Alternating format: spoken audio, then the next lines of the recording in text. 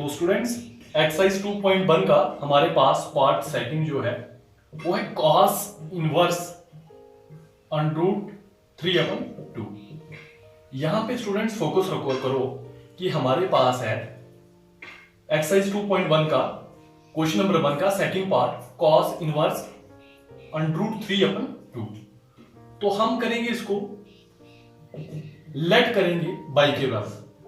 Late y equal to ये आ जाएगा हमारे पास cos इनवर्स √3/2 आ जाएगा। उसके बाद y क्या आ जाएगा हमारे पास 1/cos।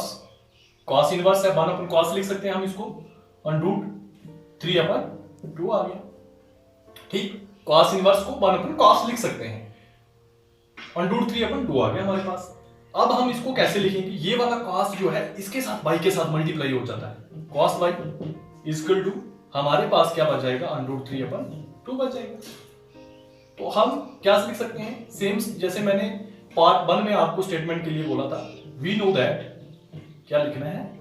We know that the range of the principal value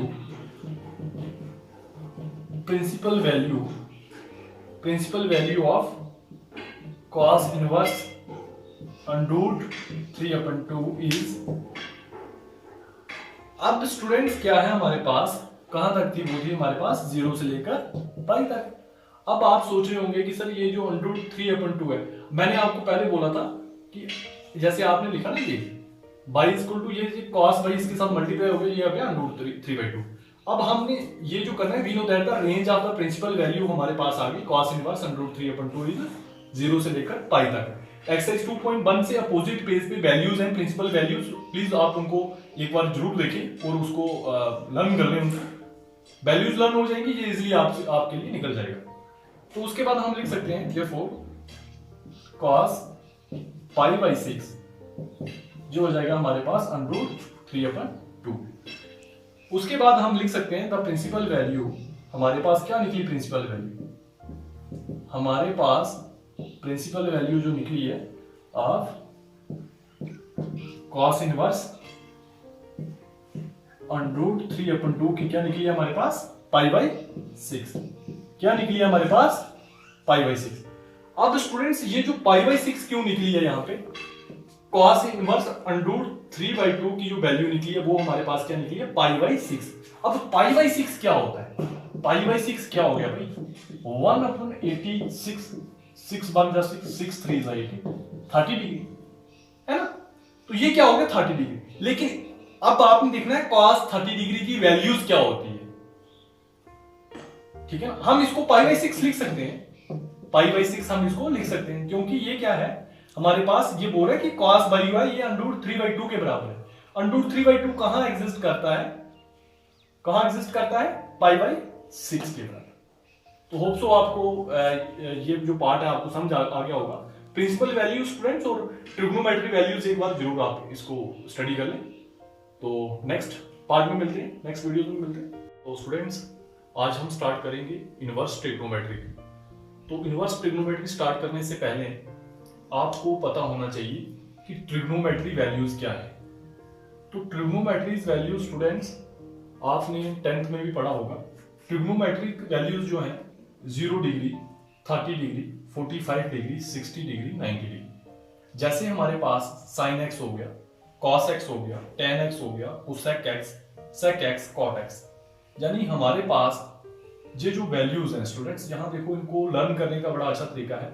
जैसे sin जो है 0 जो है sin 0 के बराबर हो गया, sin 30 डिग्री 1/2 के बराबर हो गया, sin 45 डिग्री 1/√2 के बराबर हो गया, sin 60 √3/2 के बराबर हो गया, sin 90 1 के बराबर हो गया।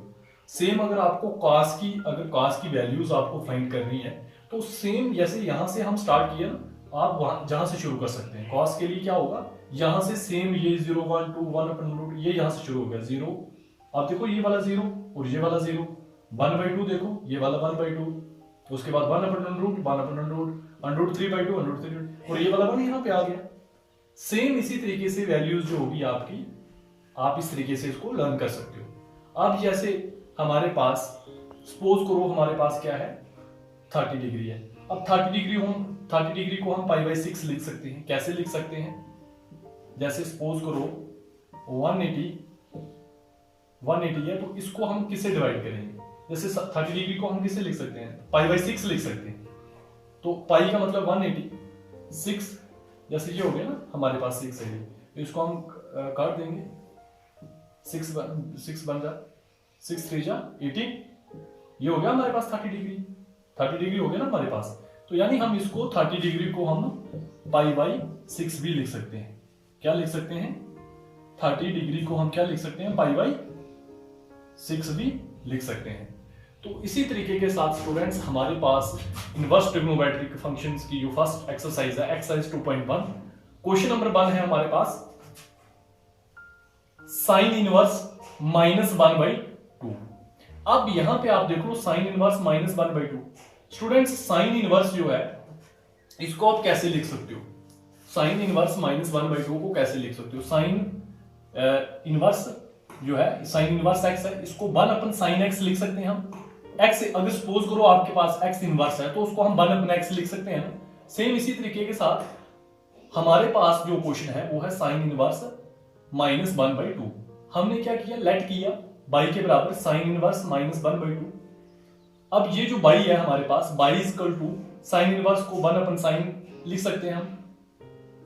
फिर उसके बाद ये आ गया हमारे पास -1/2, यहाँ पे आप 1/sin x लिख सकते हो यहाँ पे। उसके बाद अब ये वाला स्टूडेंट्स जो है ये साइन जो है इसके साथ मल्टीप्लाई हो जाएगा, ये हो जाएगा हमारे पास साइन बाई हो गया हमारे पास। अब इक्वल टू, अब ये क्या हो गया? -1/2। तो ये क्या हो गया हम उसके बाद, अब आपको पता है ना ये साइन बाई जो है ये हो गया -sin equal to pi by 6। अब ये पाई बाई 6 क्यों आया? क्योंकि आपने यहां पे स्टूडेंट्स फोकस करना है, यहां पे फोकस करो -1/2 माइनस को छोड़ो, आप फिलहाल 1/2 देखो, साइन 1/2 देखो। स्टूडेंट्स यहां पे देखो साइन 1/2 कहां आता है? साइन 1/2 आ रहा है यहाँ पे, जी आ रहा है ना 1/2, ये कहां आता है?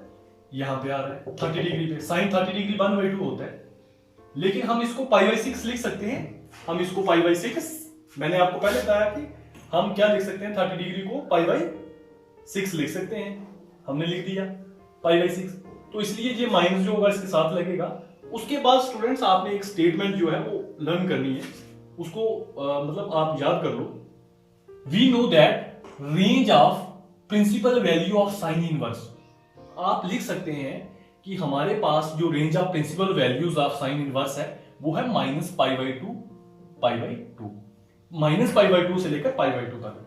अब आप सोच रहे होंगे कि एक्सरसाइज 2.1 से अपोजिट पेज पे आप देख सकते हैं, वहां पे वैल्यूज हैं। वो वैल्यूज कैसी हैं? लेट्स सी, हमारे पास आ गया साइन। अब साइन की वैल्यू क्या होगी हमारे पास? -1, 1 टू -π/2 से लेकर +π/2। ये साइन की वैल्यू, ये हमारे पास कॉस की वैल्यू है, ये कॉस की है, ये साइन की है। साइन की कहां तक है? -1 to 1, -π/2 तो उसके बाद हमारे पास क्वेश्चन है कि साइन -π/6 किसके बराबर हुआ? -1/2 के बराबर। और principal values of sine inverse क्या आया हमारे पास? 1/2 इज -π/6। तो ये था क्वेश्चन नंबर एक्सरसाइज 2.1 का पार्ट 1।